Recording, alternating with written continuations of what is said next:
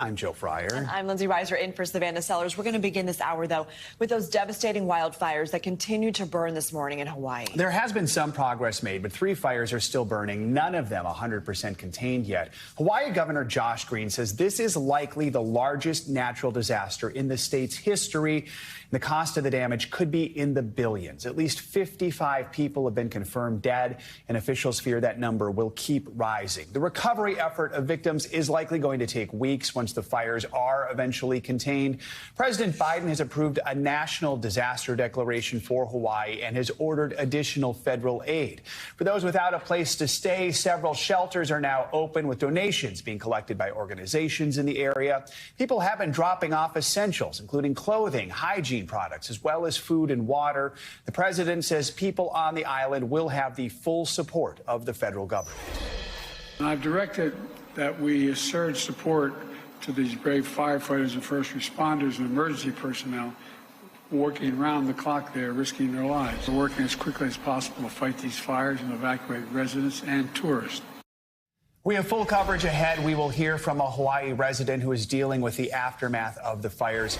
Let's begin with NBC News correspondent Dana Griffin, who joins us from Maui with the latest. Dana, good morning. So just set the scene for us. How are things looking there, and what are we hearing from officials on the ground?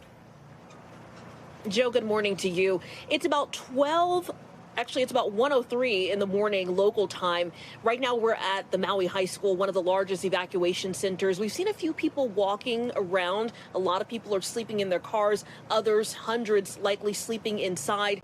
Right now, not a lot of activity going on. We are waiting for the latest update. Several hours ago, we heard from officials about the fires being 80% contained, which is significant progress, but still they have a long way to go. We also know that there's an effort to try to get cadaver dogs in from California and Washington to help search Lahaina, that historic tourist town that has been decimated by these fires. We heard also from officials about what the experience is like for them as they're sifting through the rubble and trying to fight the fire. Listen. It's still very, very hazardous in the burn areas. Things are falling every minute around us, and there have been some people that have been hurt. We're bringing in some search and rescue teams that help with cadaver dogs to look for human remains, and they're on the way in right now, both from California and Washington, and we'll integrate them and support the great fire department you have here. A message of safety: make sure you continue to heed the warnings of local officials. Don't wait. Listen to them and heed their warnings.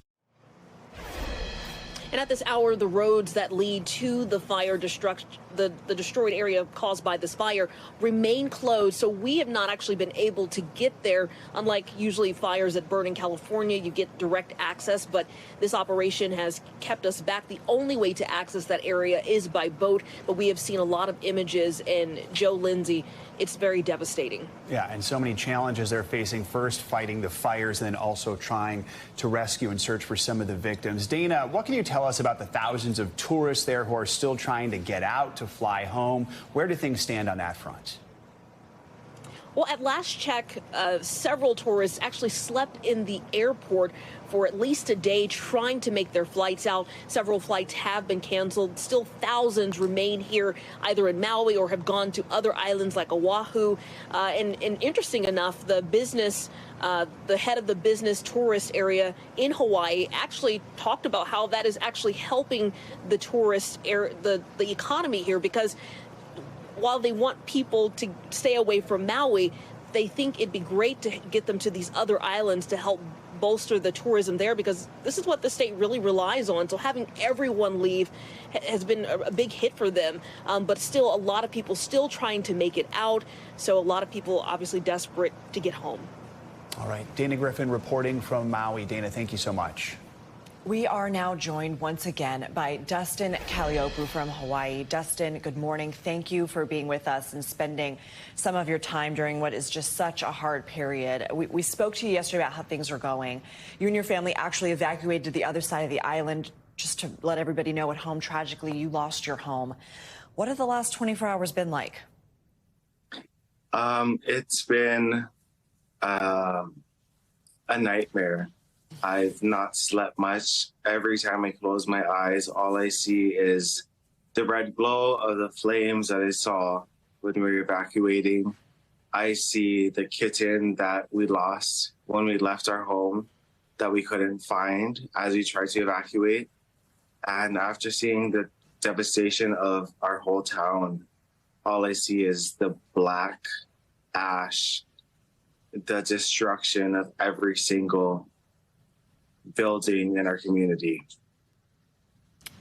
A nightmare indeed, Dustin. And when we're talking about what was lost, I mean, you just mentioned it, loss of life. The kitten you were talking about, you told the Today Show everyone you know is homeless right now. And we had mentioned at the top of the show that right now there are at least 55 confirmed deaths, but officials expect that number to climb. I mean, what's your reaction to that just unimaginable figure? I mean, 55 is limited to the amount of personnel that are licensed to confirm these deaths. There are hundreds, if not thousands, of people that have perished in the fires that we've experienced in this week. And I would not be surprised if that number jumps to 3, if not 4 digits by the end of this week. Stops you in your tracks when you hear officials say that cadaver dogs have to be brought in. And Dustin, I know you had mentioned communication is really hard. It's hard for you to communicate with the people that you know and see how they're doing and what they're experiencing. Has that improved at all? And what do the next few days look like for you? It's not improved. We've been waiting for the aid that was promised by President Biden with the mobilization of the military, the Army Reserves, the Coast Guard, everybody that they said that would be alerted to service this town. We've not seen any of those folks there. So I'm just happy to know that our community has made the effort to service everyone in this town that the government has not been able to help. Dustin, we certainly appreciate your time, and our thoughts and our condolences are with you and your community. We hope you get what you need. Thank you. Thank you. Millions in the Midwest, meanwhile, are waking up to more rain today. We do want to get a check on your morning news now weather. Meteorologist Angie Lastman is tracking those summer storms for us. Angie, good to see you. Good to see you guys as well. Good morning. Finally made it to Friday, and we've got some unsettled and really potentially dangerous weather working its way across the eastern third of the country over the next couple of days. We've got multiple days of severe weather potential. Today, it's focused across parts of the Midwest, and we've already got your satellite and radar showing some of those active thunderstorms that are happening, stretching from Minnesota all the way down to Missouri. We've got places like Chicago and Green Bay, which will get some shower and thunderstorm activity here in the short term. This is the frontal boundary system that we're going to continue to see working its way to the east. Today, this is the area that we're watching closely. Like I said, Missouri to Minnesota has the greatest chance to see some of those stronger storms. It does include the wind gusts up to 60 miles per hour, as well as the large hail. And of course, a few tornadoes can't be ruled out. This will go through the afternoon hours today into the evening hours tonight. And then the system will work its way a little farther to the east. And folks from Burlington to Boston, New York, Columbus, Indianapolis, Lexington could see some strong storms developing for their Saturday plans. This is going to continue to track slowly but surely, which means we'll have slow moving heavy rain. The potential for flooding will be there too, not just the severe weather to watch for your Saturday plans, but also those really soggy conditions that'll interrupt your outdoor activities but could lead to some flooding in the area. Those are the main threats. We'll see the winds working anywhere from 40, 50, even up to 60-mile-per-hour gusts once again possible, as well as the hail. Now, that system starts to work its way offshore, but the tail end of it is going to cause some problems for Sunday. So if you're looking ahead to the last day of the weekend, this is the area that we're going to see those strongest storms possible. We do have a severe probability of some of those popping up here as we get into the afternoon hours of your Sunday, too. And on top of that, plenty of rain to go around, stretching from the Midwest down through parts of the Southeast, up into parts of the Northeast. We could see the highest amounts totaling anywhere from an inch to 2 inches, maybe localized amounts a little higher than that. So how about the heat? The temperatures, they are just, of course, not cooperating across parts of the South. We continue to see more than 60 million people under these alerts for heat, including the heat advisories, the watches, and the warnings. And they stretch from Miami all the way to parts of western Texas, up into parts of Kansas. This is going to be something we see through the weekend. Here's those temperatures that I know you want to know about. Triple digits across Texas, from really Midland Austin to Houston, down through Del Rio, Amarillo, all over 100 degrees for the actual temperature and contending with some record highs across that area. Miami not getting a break today from the 90s. We're into the mid-90s there, 95 for Tampa. As we look ahead to tomorrow, more of the same. Prepare for it, especially if you're going to be spending any extended amounts of time outdoors. In places like Texas, Louisiana, those feels-like temperatures are going to be brutal. Into the triple digits, of course, but feeling more like 115 when you add in that humidity level. Meanwhile, parts of the north stay fairly nice. I mean, really typical summer-like pattern for folks there. Cincinnati into the high 80s Sunday, and then we head back into the next work week with mid-80s on Monday and upper 70s on Tuesday. Not a bad forecast for folks there. Upper 70s. Yeah, wow. Sounds nice and refreshing. It's been so long. Thanks, Angie. Appreciate it. This morning, 5 Americans currently imprisoned in Iran are one step closer to freedom. The U.S. government has confirmed that they have all been released from Tehran's notorious Evin prison and are now under house arrest. This move is just the first step of a planned prisoner exchange between the U.S. and Iran. And as part of the swap, some $6 billion worth of assets currently blocked under U.S. sanctions could be freed up. NBC News Tehran bureau chief and correspondent Ali Arouzi joins us now from London. So good morning, Ali. What do we know about this potential deal, and who are these 5 detained Americans? Good morning, Lindsay. Well, if this proposed agreement goes through, Iran will be allowed to access around $6 billion in frozen funds held in South Korea under sanctions. Now, the funds are earmarked only to buy food, medicine, or other humanitarian purposes in accordance with existing U.S. sanctions against Iran. And under the agreement, Qatar's central bank will oversee the funds. But already, Lindsay, Iranian officials are saying that the money is going to go straight into an Iranian account. So we have to keep a very close eye on the transfer details. But even if it does remain under the control of the Qataris, it still does free up about $6 billion for the regime to spend on whatever they want at home. The Iranians are also going to get prisoners held in the U.S. We don't know who they are or how many Iranians, but the Iranian officials are saying that they'll get at least the same number of prisoners that are being exchanged. I'm Ali. Well, thank you so much for that reporting. We do want to continue our coverage. We're going to be joined now by journalist Jason Rezaian. Jason is actually the former Tehran bureau chief for The Washington Post. He was held hostage in Iran for 544 days. Jason, thank you so much for joining us. It's important to hear your perspective. I mean, first, just your reaction to this news we just heard from Ali about the release of the 5 Americans. I have to imagine that brought up some strong emotions for you. Certainly. I've been tracking this situation, this phenomenon since the day that I was released, now almost 8 years ago. And Iran has never stopped taking Americans and citizens of other democracies hostage for the last 40 years. So it does bring up a lot of thoughts and emotions for me. But the most important one is that I'm cautiously optimistic that these 5 Americans and their families will be reunited soon. They should not have been separated for all this time. None of these people have done anything to warrant being held in prison, and ultimately they're just being used as leverage. So, you know, it's good news, but it's also just the beginning of what might turn out to be a fairly long process. You were held in that same notorious prison there, and after your release, you actually sued the Iranian government and were awarded $180 million. Can you share a little bit about what it was like there while you were being held and what you think these prisoners have likely been experiencing? Well, I think that the people have to understand that when you're taken hostage by an adversarial government, it's really one of the most acute types of abuse of power that a state can do to any individual. The entire government apparatus is being mobilized against you because of the citizenship that you hold. So, you know, it started off with my wife and I being thrown into solitary confinement, where we spent many long and lonely days not knowing what was going on in the outside world, not knowing what was going on for each other.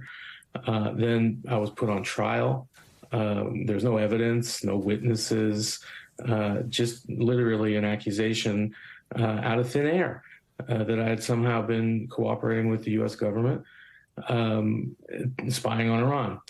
I was there as an accredited journalist, had been for 5 years. So, and they do it over and over again. And so to hear about the news that these 5 will be hopefully released soon, it's good. I worry that not much is being done to deter Iran from doing this in the future, and I hope the Biden administration is working to cultivate some credible deterrence policies. What do you think could be key to trying to deter this from happening again? Well, look, hostage taking is something that has gone on not only in Iran, but around the world for centuries. So really kind of grinding down and figuring out what the motivations are for the governments that do this. In Iran's case, it's usually financial. So you have to make the hostage taking more expensive than what they think to get out of it, which is, one reason why we have sanctions and other asset seizures. In Russia's case, it's often a human asset. There are spies that they want to get back, and in return, they're freeing innocent Americans. But I think really taking a no tolerance policy internationally is something that governments haven't done, and there should be a convention around hostage taking, and that if a citizen of one of our allied nations is taken, that we're going to stand with them and use the full force of our capabilities to bring those people home. Jason, in 2019, you wrote a book about your experience. It was titled Prisoner, My 544 Days in an Iranian Prison, Solitary Confinement, a Sham Trial, High-Stakes Diplomacy, and the Extraordinary Efforts It Took to Get Me Out. That title speaks volumes about your experience. I mean, just for you, why was it so important to be so forthcoming about your experience? And what was it like? I mean, you're a writer, but writing the book and reliving some of those memories. Yeah, I think writing the book and also the lawsuit that you mentioned, I should acknowledge that while the U.S. government and a federal court awarded me $100 million, that doesn't mean you get paid $80 million. It doesn't work like that. For me, it was presenting my version of events, which was what actually happened, and then lodging them in the court system. Because the official version of events up to that point, up until the point that my book came out and that I filed this lawsuit against Iran, was the Iranian state propaganda version, which was used to not only sully my reputation, but really destroy my life in a lot of ways. So, I think you get some of that back, but I still, on a daily basis, receive death threats from the supporters of the Iranian regime. The Iranian state television put out a 30-part narrative series supposedly based on all the crimes that I committed against the country. And, anytime they replay that, I get a barrage of threats to me and my family. It sounds crazy, but, it's been my experience over the last decade. It's an unreal experience. We are still so glad you are okay, and we thank you for joining us this morning to give your perspective in the wake of these latest headlines. Jason Rezaian, thank you so much. Thank you. Thanks for having me. Turning now to Washington, where Judge Tanya Chutkan will hear arguments today on a request for a protective order. This is part of the federal interference case against former President Donald Trump. And the judge will decide whether to impose an order barring Trump and his legal team from sharing evidence with the public. Prosecutors say the move is necessary for a number of reasons, including keeping witnesses from being intimidated by the former president. But Trump is pushing back, saying the move will violate his First Amendment right to free speech. The hearing comes nearly 2 weeks after Trump was indicted on 4 felony charges, including conspiracy to defraud the nation. The former president pleaded not guilty in court and has repeatedly denied any wrongdoing. Let's bring in NBC News Justice reporter Ryan Riley from outside the Washington, D.C. courthouse, along with civil rights attorney and former prosecutor David Henderson. So, Ryan, good morning. Let's start with you. A magistrate judge oversaw Trump's court arraignment. So this will really be the first time the defense and prosecutors are appearing before Judge Chutkan. Walk us through what we can expect and remind us what we know about the judge. Yeah, and I think Judge Chutkan really wanted to set expectations here because as soon as there was this disagreement, she set this court date. Originally, the first hearing wasn't supposed to be until later this month, at which point they were going to decide when they were going to set this case for trial. She had already sort of gotten that process moving and had the magistrate judge during that first hearing make clear these were the dates, here's the deadlines, here's what's going to happen. But there's now this dispute over the discovery because Jack Smith's team says they want to turn over as much information as they can as soon as possible. But in order to do that, they need to have an agreement in place about what the Trump team is able to share, because there's going to be a lot of sensitive information that is included in there. And especially given the rhetoric that Donald Trump has used against judges in this case and others, as well as potential witnesses, and some of the language he had even last week. The Jack Smith's team is very worried about what he could do, just sharing grand jury information, individuals who are expected to testify, potentially interfering with the with how this case would move forward is what they're mainly concerned about there. Trump's team has said that this would interfere with his First Amendment rights. But, you know, an important thing to note here is that frequently criminal defendants who are on pretrial release, Donald Trump in this case, who is actually charged in 2 separate federal cases, are typically denied or restricted on some of their abilities. Sometimes that's in the form of freedom. Sometimes you're held pre-trial if a judge determines that's necessary. There are just restrictions on what you're able to do. There are conditions on your travel often. So this isn't entirely unusual, though, of course, there are a lot of bigger issues here because, of course, in this case, the criminal defendant is running for president of the United States. David, we now know prosecutors want to set a trial date here for January 2nd. According to a court filing from special counsel Jack Smith's office, the government thinks it's going to take them up to 6 weeks to present this case. So what do you make of that timeline? Does it give us any insight into what kind of case or evidence or even witnesses we might expect?